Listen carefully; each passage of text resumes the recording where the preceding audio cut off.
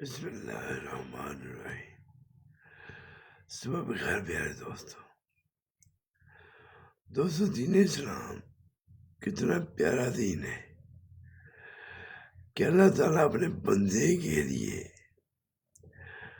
نیکی عطا کرنے کا کوئی موقع ضائع نہیں کرتا، کہ جو انسان ہے اگر وہ ثواب کی نیت سے اپنے گھر والوں پہ خرچ کرتا ہے اپنی جیب سے، تو وہ بھی اس کے لیے صدقہ جاریہ ہے۔ بخاری شریف کی حدیث مبارکہ ہے